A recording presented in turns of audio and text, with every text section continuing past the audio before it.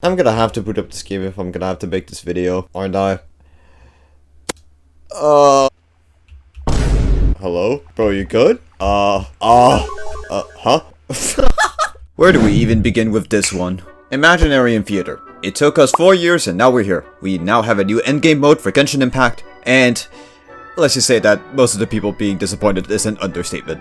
Imaginarium Theater is based on the season system, allowing certain characters of certain element types only to be used in said season of Imaginarium Theater. There's always an exception to every rule, like the special invite guests who are different element types of the ones of the current season, and as for characters you don't have, well, you have the support system, allowing you to use your friends' characters. So let's narrow it down. What is Imaginarium Theater trying to accomplish? Well, it is incentivizing progression in investing in all sorts of characters. So in short, the word of the day here is horizontal investment, and vertical investment, which is what most people are used to, which is essentially focusing on one character, like for example a DPS, and optimizing their artifacts, their teammates, with the end goal being to maximize this DPS's potential damage ceiling. While horizontal investment is essentially spreading that sort of investment you would put into one character across multiple characters. So, in short, you won't have one good team, but you'll have several usable teams. Imaginarium Theater encourages this, so sounds great on paper, right? It does, and I really do like the idea of where they're heading. However, in the grand scheme of things, Imaginarium Theater is essentially one step forward, two steps back. And that's because it doesn't encourage variety, it forces variety,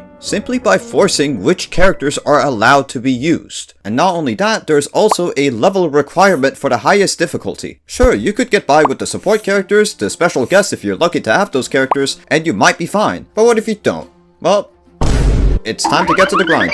But it's not as simple as that. You gotta look at what you already have, like how many characters you have on your account that can be used together and synergize as well in several different teams. One example of this is for example Kuki Shinobu, who is way better as a Electro support for Dendro teams, but Dendro isn't in the current rotation, except for Baiju and Al-Haytham, who are special invite guests for this current rotation. And sure, nothing is stopping you from using these characters in these teams where they're not as useful as other characters. However, that also depends on the current elements that you can even put in place right now. Imagine a rotation where you included Dendro but not Hydro, and unless some of those certain characters that I'm thinking about are not special guests, then some characters are completely useless. Now, I mentioned this because I am very sure that this will not happen for 5 stars, but this will absolutely happen for some 4 stars, because it's already happened. And it's locked behind the fact if you have the characters or not. Specifically special guest star, special invite guests, whatever you want to call it. If you do not own those special guest invite characters on your account, you cannot use them. You cannot bypass this through the support system either. You need to have them.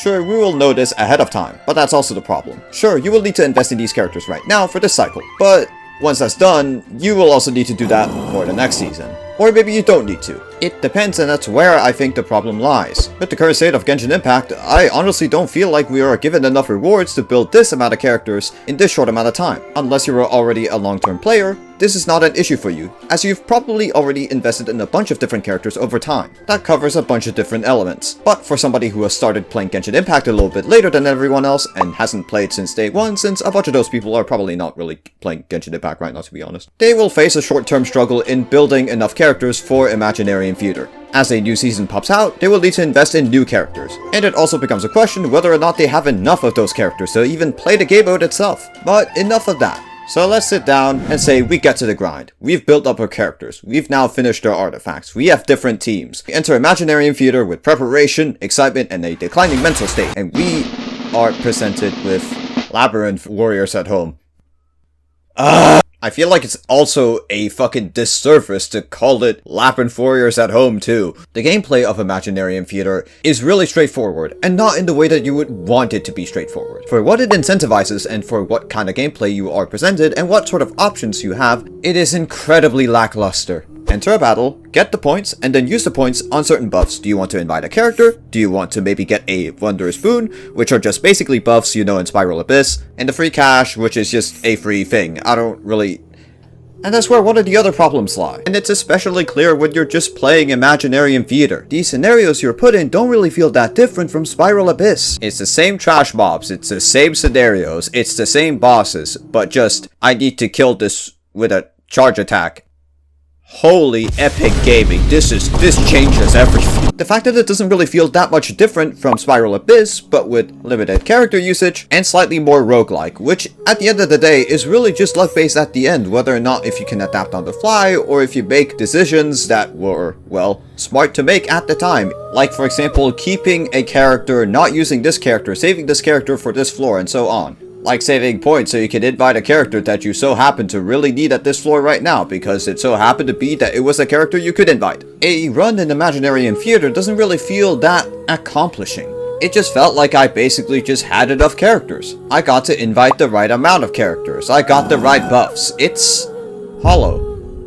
Night. What's especially sad is that Hoyoverse just seems to not want to actually make variety in terms of the enemies we fight in Genshin Impact, or more so how we can approach them, and encourage people to play against different enemies in a certain way. Genshin Impact has a bunch of characters that incentivize different playstyles, yet there's nothing in the game that actually incentivizes you to use those playstyles. Besides the fact if you like the character or not, which is just sad. What's the point of me building a bruiser, a character that can deal damage and take damage, when there's nothing in the game that rewards you for being able to take that damage and dealing back that damage, when at the end of the day, Genshin Impact only really rewards you for dealing high amounts of damage? What's the point in creating characters that have a niche and a purpose when there's nothing in the game that actually needs you to fulfill those niches and purposes? So why not encourage it? Why not fill something in these holes that these characters are supposed to cover? This has been a thing for 4 years, and they are still not doing anything about it. And I'm not even asking for characters to be changed either.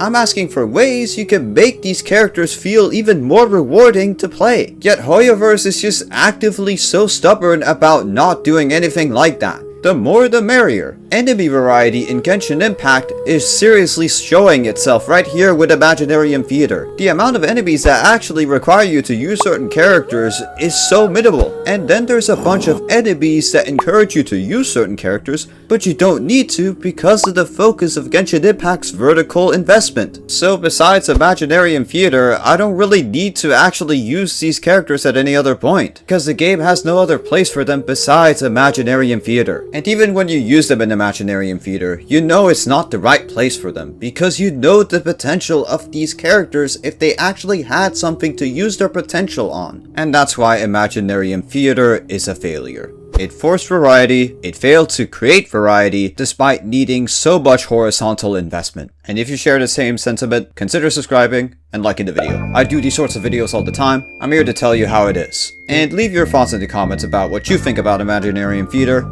And I'll see you guys next time when I find something that pisses me the fuck off. Peace.